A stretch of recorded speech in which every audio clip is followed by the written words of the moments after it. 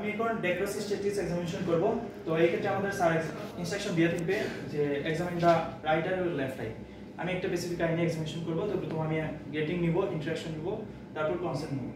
তো এই ক্ষেত্রে কনসেন্ট নেওয়ার ক্ষেত্রে একটা জিনিস মনে রাখতে হবে যে আমি আপনার চোখের কিছু পরীক্ষা করব, আপনার কোনো সমস্যা হবে না। এই চোখের পরীক্ষার কথা হচ্ছে বলতে হবে।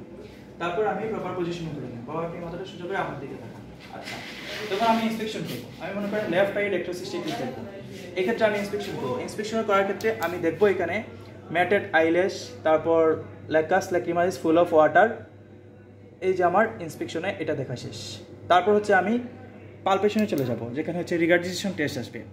আপনি উপরের দিকে তাকান তো, হ্যাঁ উপরের দিকে তাকান। এরকম করে আমি হাতটা দিব, আমি লোয়ার আইলিডটাকে এরকম নিচের দিকে নামায়া এই যে এখানে যে আছে পাংটামের ঠিক নিচের দিকে, এখানে যে পাংটামে আমি এরকম টাচ করব।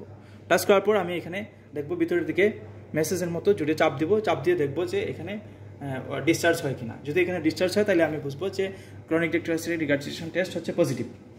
আচ্ছা, তারপর হচ্ছে আমি নাসাল অবস্ট্রাকশন দেখব, এরকম করে ইন্সপেক্ট করব।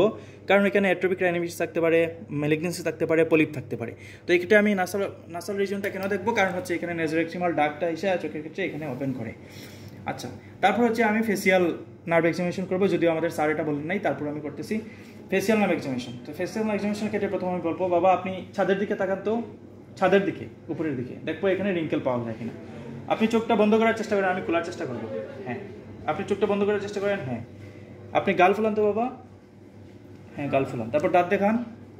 হ্যাঁ, তারপর হচ্ছে শীষ দেন তো, শীষ দেন, ফু দেন। হ্যাঁ, আচ্ছা ঠিক আছে।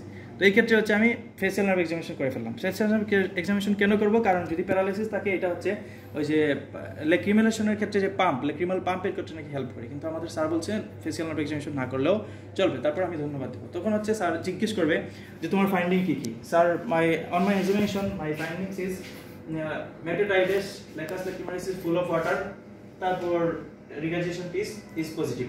তো স্যার এখানে জিজ্ঞেস করতে পারে তুমি তোমার ডায়াগনোসিস কি। So my diagnosis is chronic dacryocystitis in left or right side. এখানে সাইড উল্লেখ করতে হবে, আর ক্যাটাগরির ক্ষেত্রে আমরা আই উল্লেখ করছিলাম, লেফট অর রাইট। আচ্ছা, তারপর হচ্ছে আমার এখানে ক্ষেত্রে বলবে যে তুমি কনফার্ম করার জন্য আর কি করতে চাও। তখন বলবে যে স্যার আমি I want to set patency test for confirmation of the dacryocystitis. তারপর ধন্যবাদ পেশেন্টকে ধন্যবাদ দিয়ে হচ্ছে পেশেন্ট